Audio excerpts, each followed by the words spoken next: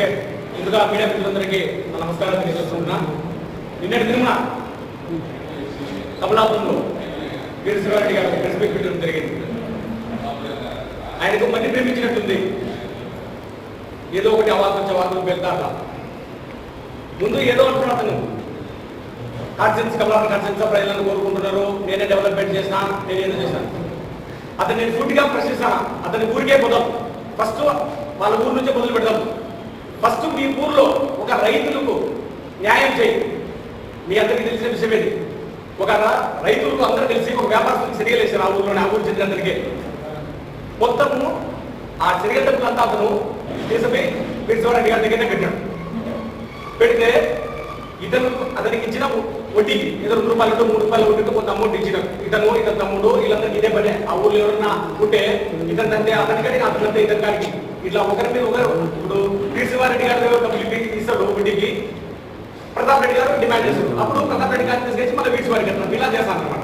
ఇప్పుడు రైతుల దగ్గర ₹1.5 రైతులు కష్టం చేసి 6 కాలాలు పండించి ₹1.5 3 కోట్ల రైతులు డబ్బులు తీసుకుపోయి ఎవడైతే ఈ శనిగల వ్యాపారం చేసాడో వాళ్ళని తీసుకుపోయి వీరశివారెడ్డి గారి చేతికి ఇచ్చినట్టు. ఆ ఊరు పెద్ద మనిషి అనుకోండి.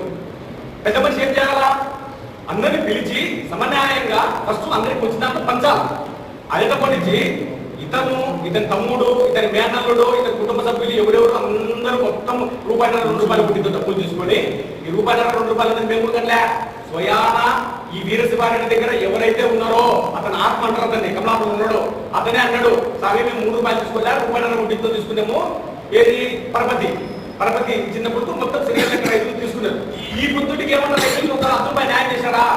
రైతు 6 గంటల ప్రతి సంవత్సరానికి 6 గంటలు కష్టపడి పండించి వేరు పాప పెళ్లికో, కొడుకు చదువుకో, ఇంకొక దానికో వాళ్ళు ₹1 కష్టపెట్టి వాళ్ళ పంట పెట్టించి ఒక రైతుకేసే, ఒక వ్యాపారస్తుకేసే, ఆ వ్యాపారస్తు ఐక్యం పెట్టి ఆ డబ్బులు తెచ్చి దగ్గర పెడితే ఈ రోజులకి 4 సంవత్సరాలు 5 సంవత్సరాలు అవుతుంది. ఒక రైతు కూడా డబ్బులు ఇవ్వలే. ఫస్ట్ ఆలోచించి నువ్వు రైతులకి నువ్వు పెద్ద మనిషి చేస్తావా? సరే, నీ చేత కాకుండా వాడిని పిలిపించలే, నా చేత కాలంలా ఇదో నీ డబ్బులు తీసుకొని పో, నువ్వేమైనా చేసుకో అని చెప్పాల్సి పోనిచ్చి నువ్వు ఏదో నీతులు చెప్తానని నీ నీతులని నువ్వు నీతులు చెప్పడానికి నువ్వేమన్నా సత్యాన్ని చెప్తుంటివా? ఫస్ట్ రైతులకు న్యాయం చేయి. నిన్ను 3 సార్లు నీ ఊళ్ళో రికీకి చేసిందేనే నేను ఇంతవరకు వాళ్ళకి ఏం చేయలేకపోతాను. అదే పెట్టాం. ఆ ఊళ్ళోనే వీరభద్ర స్వామి టెంపుల్ ఉంది. దగ్గర 50 నుంచి 60 ఎకరాలు అతని నాణ్యం ఉంది స్వామిది. ఊళ్ళో అందరికీ అనుకుంటుంది కదా, ఎన్నో దేవస్థానం అంటే ఎవరికి పోకుండా నువ్వు 10 ఎకరాలు, మీ తమ్ముడు 10 ఎకరాలు, ఇంకొక మేనల్లుడు 10 ఎకరాలు, ఇంకొక మొత్తం మీద పంచుకొని మీద తిన్నా. నువ్వు నిజంగా కోట ప్రజలకు నువ్వు మేలు చేయాలా, వాళ్ళందరూ బాగుండాలంటే నువ్వు ఆ భూమిని నువ్వు సవాల్ పెట్టాలి. ఎండోమెంట్ పిలిచి సవాలు పెట్టి వచ్చిన డబ్బులు ఒక అకౌంట్ ఓపెన్ చేసి ఆ ఊర్లో ఉన్న టెంపుల్ కు ఉపయోగకరాలు చేయాలి. అలా చేయకపోకుండా మీ ఇష్టం వచ్చినట్టు మీరు దోచుకుందా అదే అనుకున్నాం. అతను ఏదో రైతులకు నేను చేసినట్టు దగ్గర కిరణ్ కుమార్ రెడ్డి గారి గవర్నమెంట్ లో ₹22 కోట్ల ఒక స్కీమ్, ఎత్తిపోతున్న స్కీమ్ తెచ్చినాం. ఆ రోజు కోటం ప్రజల బుక్కులందరికీ పెట్టి ఒక్క ఎకరాకైనా నువ్వు నీళ్ళు ఇవ్వలేనావా? నువ్వు రైతు పక్షపాతి, నేను రైతు డెవలప్మెంట్ చేసినా, రైతుకి ఎంతో నేను చేసిన అంటున్నావు. నువ్వు ఏం చేసావు? ఈ రోజు మళ్ళీ ఇసుక గురించి మాట్లాడతాను. ఇసుక రోజు నరసింహారెడ్డి గారికి ₹30 లక్షల ఇంటికి వచ్చినా తెప్పలేదు. ఎక్కడ ఒకటి నువ్వు పట్టుకొని చూపించగలవా? ఒక డిఎల్ఎస్ కమిటీ ఉంటే దాంట్లో కలెక్టర్ గారు, మన డీడీ గారు, మొత్తం ఆల్ డిపార్ట్మెంట్స్ తెలిసి ఒక కమిటీ అనేది ఉంది. ఆ కమిటీ టెండర్ పిలిచింది. టెండర్ లో చాలా మంది పార్టిసిపేట్ చేశాడు. పార్టిసిపేట్ చేసి ఎవరైతే బెస్ట్ కోర్ట్, లోయెస్ట్ కోర్ట్ నేను తక్కువ ప్రైస్ నేను లోడ్ చేసిన వాటికి ఆ టెండర్ ఇవ్వడం జరిగింది. మొత్తం ఇక్కడ అంతా జరుగుతున్నాయి. అంతెందుకు ఎవరో రైతులు అందరూ ఇబ్బంది పడిపోతారు. ఎవరు తీసుకోవాలని చెప్తాను. సొంతం నువ్వే మీ గుడికే కంచరపల్లి దగ్గర జామ తోటలకి రోజుకు 30 నుంచి 40 ట్రిప్పులు ఇసుక తోలుకున్నాను లేదా? నువ్వు రైతుకు తోలుకో, ఎవరేమన్నా మొత్తం నీ పంచాయతీలో రైతులందరూ అడుగు. గత 30 సంవత్సరాలలో ఏ నాడు కూడా ఒక ట్రిప్పు అట్లా తోలుకున్నారేమో.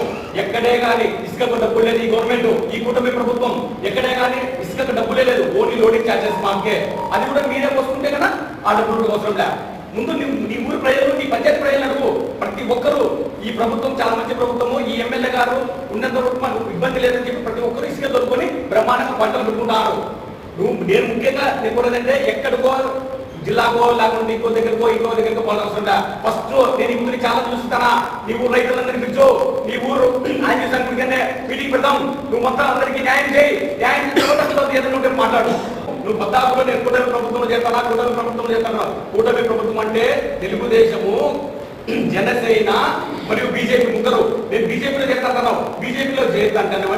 ఏ విధంగా మా చంద్రబాబు నాయుడు గారిని మరియు మా ఎమ్మెల్యే గారిని మీరు ధ్వజపెడతారు, అనవసరమైన మాటలు మీరు ఎందుకు మాట్లాడతారు? ఏమిటో ఆధారం లేని పదాలని, నిరాధారం లేని అన్ని పదాలని వాడి మీరు ఏదో ఒకటి పబ్లిక్ లో నీకంతా అయిపోయింది. నువ్వు ఊరు బొమ్మటానికి కాటి రంగంటాన్ని, నువ్వు దానికి సిద్ధంగా ఉండాలా. నీకు దింపుడుగా ఆశ ఇంకా సాగుతుంది. దింపుడుగా కదా ఏదో చూస్తారు మన పెద్దోళ్ళు ఎవరంటే ఒకసారి నైనా నైనా నైనా అని నీకు రాజకీయంగా ఉంటుంది. నిన్ను 15 సంవత్సరాలు ప్రజలు మర్చిపోయారు. ఇంకా నీకు ఏం అవసరం లేదు. నువ్వు నేను చేసే జీవితం ఖచ్చితంగా మనవాళ్ళు మనవాళ్ళతో బాగా కలుపుకో. నువ్వు ఎవరో మాటలు విని నువ్వు లేకపోయినంతా చేసుకొని నేనేదో చర్చరిస్తుందంటే ఎవరు నమ్మరు. ఫస్ట్ నేను ఈ కుటుంబం అలా చెప్తున్నా, మీ ఊరు శనిగల రైతులకు న్యాయం చేయి. వాళ్ళందరికీ నువ్వు వాళ్ళకి ఎంతో రుణపడి ఉన్నాము. ఫస్ట్ వాళ్ళకి న్యాయం చేసి తర్వాత ఏదంటే నియోజకవర్గం కానీ ఒకరి కానీ మనం మాట్లాడతాం. నువ్వు అంటున్నావు కదా ఇసుక కావాలంటే మేము వితౌట్ ప్రూఫ్ అన్ని ఇస్తాం. మేము విత్ ప్రూఫ్ నువ్వు కావాలంటే ఎక్కడికైనా వెళ్ళి మీరు చూసుకోండి. ఇట్లా ఊరికి లోన్ ఉంది కానీ అవాకులు చవాకులు పేరాల్సిన అది పద్ధతి కాదు. అది నీ వయసుకు మంచిది కాదు. ఇంతటిపైనా బుద్ధి తెచ్చుకొని నీ పనులు చేసుకుంటే మంచిదని నేను మీడియా ముఖంగా నేను తెలియజేస్తున్నాను. రంగిరెడ్డి పెళ్లివారి మండల పార్టీ అధ్యక్షుని వీరశివారెడ్డి గారు నేను బీజేపీ చేస్తున్నాను, కూటమి ప్రభుత్వం చేస్తున్నాను అని చెప్తున్నాడు. మీ కుటుంబంలో 4 పార్టీలు ఉన్నాయి. ఒక కాంగ్రెస్, మీ తమ్ముడు కొడుకు వచ్చేసి తెలుగుదేశం పార్టీ, మీ కరుణ్ రెడ్డి వచ్చేసి వైఎస్ఆర్ పార్టీ. అన్ని పార్టీలు మీ ఇంట్లో ఉన్నాయి. ఏ పార్టీ వచ్చినా మాదే ఉద్దేశంతో నువ్వు పార్టీలు ఉంటావు. నువ్వు తెలుగుదేశం పార్టీలో కానీ కూటమి ప్రభుత్వమైనటువంటి బీజేపీ, జనసేన, తెలుగుదేశం కూటమి పార్టీలో చేస్తానంటున్నావు. చేరడం సంతోషమే. కాకపోతే కూటమి ప్రభుత్వంలో చేస్తా అంటున్నావు, కూటమిలోనే కూర్చుంటున్నావు. ఎందుకంటే చంద్రబాబు నాయుడు గారు కూటమి ప్రభుత్వానికి అటువంటి నాయకులు కూడా చంద్రబాబు నాయుడు గారు వదిలినారు. ఎమ్మెల్యే గారు విస్తృతున్నారని కూడా నువ్వు చెప్తున్నావు. నువ్వు కూటమిలో ఎందుకు చెప్తున్నావు? కూటమి చేస్తాను నేను చేసుకుంటారా? కూటమిని గుర్తించేటప్పుడు నేను ఎవరు చేసుకుంటారు? మా ఎమ్మెల్యే గారు యువకులు, ఉత్సాహవంతులు, ఎక్కడ చూసినా కానీ జిల్లాలో కూడా ముఖ్యంగా అందరి ఎమ్మెల్యే పైన ఉత్సాహంగా ప్రజలకు అందుబాటులో ఉండాలని కూడా ప్రజలందరూ కూడా జిల్లాలో కూడా అనుకుంటున్నారు. అటువంటి నాయకులను కూడా విమర్శించడం నీకు తగదు. ఎందుకంటే ప్రతి ఒక్క కుటుంబంలో కూడా అన్ని పాత్రలు ఉన్నాయి. కాబట్టి ఇది పద్ధతి కాదు. ఇది విమర్శించడం కూడా పద్ధతి కాదు. ఎందుకంటే అనుభూతులని చేరు కూటమి చేరు అభివృద్ధి చేయి. కూటమి ప్రభుత్వానికి చేరాలంటే చేరు, కానీ విమర్శించడం పద్ధతి కాదు. నీకు మా కొత్త కుటుంబం మీద కానీ పార్టీ మీద కానీ అవార్డు చేస్తున్నారు. అవార్డు చెప్తే నమ్మే స్థితిలో ప్రజలు లేరు, ఎవరు ప్రజలు నమ్మే స్థితిలో లేరు. ఆయన 2004లో ఏ పార్టీ నుంచి గెలిచినాడు, ఏ పార్టీ గెలిచినాడు? 2004లో తెలుగుదేశం నుంచి గెలిచి మా గురువు రాజశేఖరుడిని చంద్రబాబు నాయుడు గారిని తిట్టి ఆ ఒక రౌడీ టీంలను జీవిస్తుంది. వాస్తవం కదా, ఆయన ప్రజల మీద చేసుకొని చెప్పాలి వాస్తవం కాదా అని. అట్లా అదిపెట్టి ఏంటో మాట్లాడతారు. ఆయన వయసు అయిన మాటలు మాట్లాడతారు. వైసీపీలో ఉంటే నాకు టికెట్ ఆయన ఉన్నాడు, టీడీపీలో ఉంటే నాకు మాట్లాడుతున్నారు టికెట్ అంటారు. మరి యాడైపోయి నేనే మీద అయితే అంటారు. మళ్ళీ మా మనవని చెప్తా అంటారు. ఏమన్నా ఆయన మధ్య ఏమన్నా గ్రహించిందా, ఏమన్నా జ్ఞాపకశక్తి ఏమన్నా తగ్గిందా? ఆయన ఇష్టం మాట్లాడతా దానికి అర్థం పర్థం ఉండాలి కదా. ఇప్పుడు ఎలా ఇప్పుడు కూటమి అంటే తెలుగుదేశం, జనసేన, బీజేపీ. ఇప్పుడు బీజేపీకి పోయి మా కుటుంబం మా భాగస్వాముల మీదకి వచ్చి మనం ఇప్పుడు ఏమైనా విమర్శించడండి తీసుకొచ్చినట్టు ఏమన్నా సత్యమైనా ఏమన్నా చెప్పిన అంటావు, ఇంకొకరు చెప్పిన అంటావు, మాలో చెప్పిన అంటావు. ఎందుకు నేను ఎవరు కోరుకుంటాను? చిటికెత్తే మా భగవంతున్నారు యాడికి నేను ఎవరుంటారని ఏమన్నా పోయి ఎవరు వర్గం ఎవరున్నారు, వర్గం ఎవరున్నారు, నీ అనుచరులు ఎవరున్నారు, నీ సహచరులు ఎవరున్నారు? అంత నిలబడి లేకుండా రాజకీయం చేసి మా మత లేకుండా మా పుస్తకం కానీ మా పెద్ద కానీ మా ఎమ్మెల్యే గారికి మత లేకుండా పార్టీ మార్గం మత లేకుండా వాళ్ళు రాజకీయాలు చేస్తారు, ప్రజాసేవ చేస్తారంటే వాళ్ళలో గురుముద్రాలు ఎంతవరకు న్యాయం, ఎంతవరకు స్వభావం? నువ్వు మాట్లాడుకుంటే నువ్వు అసలు రాజకీయం చేసే అర్హత నీకు ఉందా? ఎందుకంటే 2019లో మా ప్రచారం చేస్తాడో ఎలక్షన్ ఇప్పుడు కాకుండా ఎలక్షన్ అయిపోతా వాళ్ళకి బాగా గెలుస్తాం. ఏమో ఇంతనే ఏమని అసలు ఎక్కడ ఎన్నిపోటు కొడుతుందా? అవి నీ వయసు పెడతాకున్నా మీకు తెలుదా?